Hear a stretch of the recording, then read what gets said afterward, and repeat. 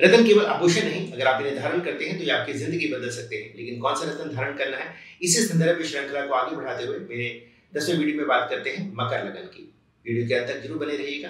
Video के बीच में मैं 2 लुक्रेटिव ऑफर दूंगा, आप सब उसका लाभ जरूर उठाएं। नमस्कार, मैं राजेश्वर सिंह बटियाल आपका अपने YouTube channel astro by Rajeshwar पर स्वागत करता हूं। तो बात करते हैं मकर लगन की। जैसा कि मैंने प्रत्येक वीडियो में कहा है, पहले घर, 5वां घर और 9वें घर के स्वामी, इनका रत्न हम धारण कर सकते हैं अगर इनके जो प्लैनेट हैं वो सही जगह पर प्लेस्ड हो। तो बात करते हैं पहले घर के स्वामी शनि की। अगर वो पहले घर में विराजमान है, चूंकि कुंडली के ये लग्नेश हैं, तो यहाँ पर लगभग हर संदर्भ में लाइफ के आपके जो है वो लाभ देगी। लेकिन कभी कभी अगर आपको लगता है कि विवाह संबंधी आपको दिक्कतें रही है, विवाह डिले हो रहा है, जब विवाह के बाद थोड़ा सा क्योंकि शनि सेपरेटिव प्लैनेट है तो थोड़ा सा इशू कर सकते हैं, यहाँ पर आप ज्योतिषीय परामर्श लेकर जो है कुछ बैलेंस रेमेडी जो है वो आप जरूर करें। सेकंड भाव पे शनि लग्नेश का धन के भाव में बिल्कुल बहुत अच्छा फल देंगे, लेकिन वाणी को थोड़ा कटु कर सकते हैं। यहाँ पर भी आप ज्योतिषीय परामर्श करके थोड़ा सा बैलेंस्ड करने के लिए कुछ ना कुछ रेमेडी आप कर सकते हैं। तीसरा घर, चूंकि शनि मैलेफिक प्लैनेट है, लेकिन करेज और हिम्मत के लिए और मेहनत के लिए बहुत अच्छे प्लैनेट, तो यहाँ पर आप बिल्कुल धारण कर सकते हैं। चौथा घर, सुख का भाव, हालांकि बहुत अच्छा लगता है कि लग्नेश का सुख के भाव में, लेकिन चूंकि शनि यहाँ पर नीच के हो जाते हैं तो यहाँ पर आपने शनि का रत्न जो है वो धारण नहीं करना है। 5वां घर, विद्या का, विजडम का, यहाँ पर भी आप शनि का रत्न धारण कर सकते हैं। लेकिन किसी को अगर लव अफेयर में दिक्कतें आ रही हैं तो यहाँ पर आप शनि का जो रत्न है वो ज्योतिषीय परामर्श के साथ ही धारण करें। 6, 8, 12 त्रिक भाव, हालांकि छठे घर में शनि जो है त्रिक भाव में जो है वेलफेयर प्लैनेट अच्छा लाभ देते हैं, स्पेशली छठे घर में। लेकिन यहाँ पर आप जो है वो ज्योतिषीय परामर्श के साथ ही धारण करें। लेकिन अगर कंबर्स है तो बिल्कुल आप धारण कर सकते हैं। 7वें घर में शनि का रत्न आप बिल्कुल धारण कर सकते हैं। लेकिन अगेन अगर विवाह संबंधी कोई दिक्कतें आ रही हैं तो अब यहाँ पर आप ज्योतिषीय परामर्श करके ही इसका रत्न धारण करें। भाग्य भाव की बात करें, लग्नेश का भाग्य भाव में बिल्कुल आप धारण कर सकते हैं। 10वें भाव में शनि उच्च के होते हैं, कर्म के लिए बहुत अच्छा है और यहाँ पर आपको जो है, जो भी आप व्यवसाय करते हैं, जो भी जॉब करते हैं, उसके लिए आपको बहुत लाभ मिलेगा। और लाभ भाव में भी शनि का रत्न नीलम जो है वो आप धारण कर सकते हैं। दूसरे रत्न की बात करें, 5वें घर के स्वामी शुक्र, उनका रत्न आप अगर समर्थ हैं तो आप हीरा पहन सकते हैं, पायल, ओपल, अगर सूर्य जो है के साथ है शुक्र, नहीं तो ओपल, या फिर आप इनको रत्न जो है वो जरकट भी धारण कर सकते हैं। तो पहले घर में बात करें, 5वें घर के स्वामी पहले घर में बिल्कुल आप रत्न धारण कर सकते हैं।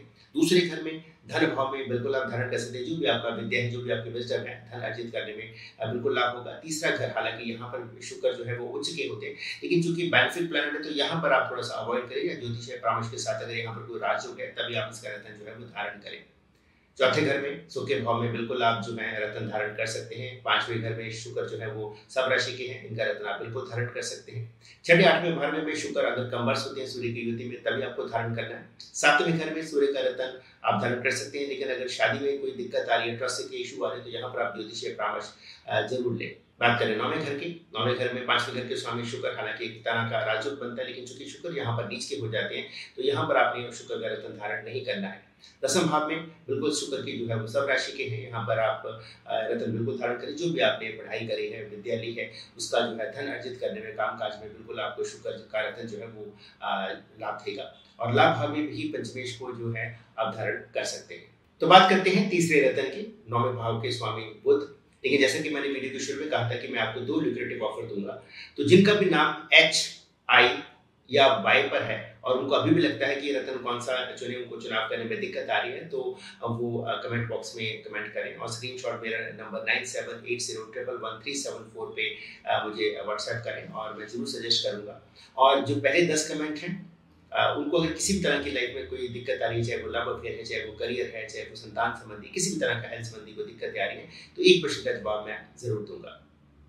तो बात करते हैं 9वें घर के स्वामी बुध, कुंडली के की प्लैनेट है ये भी। पहले घर में आप बिल्कुल धारण कर सकते हैं, भाग्य का लगन के साथ संबंध बहुत अच्छा फल देता है। दूसरे घर में भाग्य का धन भाव के साथ संबंध एक तरह का राजयोग बनता है, बिल्कुल आप धारण कर सकते हैं। तीसरे घर में एक तो बेनिफिट प्लैनेट है और यहाँ पर बुध जो है वो नीच के हो जाते हैं, बिल्कुल भी आपको धारण नहीं करना। चौथा भाव सुख का, बिल्कुल आप धारण कर सकते हैं। भाग्य का सुख के साथ संबंध एक तरह का राजयोग, त्रिकोण के मालिक केंद्र में आप धारण कर सकते हैं।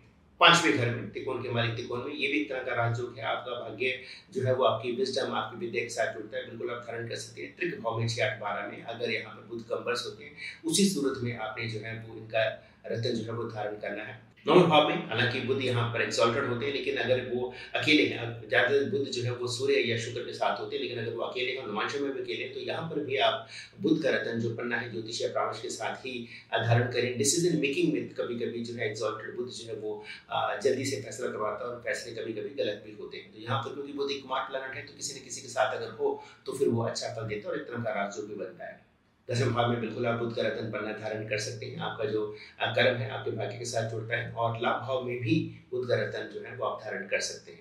इन तीनों के अलावा आप मंगल का रत्न रेड मूंगा भी धारण कर सकते हैं। हालांकि मंगल लग्नेश शनि की मित्र मंडली के नहीं है, लेकिन इस कुंडली में, मकर लग्न की कुंडली में मंगल जो है वो चौथे भाव के स्वामी सुकेश है और लाभेश भी है, 11वें भाव के भी स्वामी है। तो यहाँ पर आप ज्योतिषीय परामर्श के साथ, स्पेशली मंगल जो है अगर लग्न में होते हैं, वहाँ पे उच्च के होते हैं, तो ज्योतिषीय परामर्श के साथ आप इसका रत्न रेड मूंगा धारण कर सकते हैं। मेरा ये वीडियो आपको कैसा लगा कमेंट बॉक्स में मेंशन करें। अगले वीडियो में बात करते हैं कुंभ लग्न के। तब तक मेरी वीडियो को लाइक करें, सब्सक्राइब करें, शेयर जरूर करें। धन्यवाद, नमस्कार।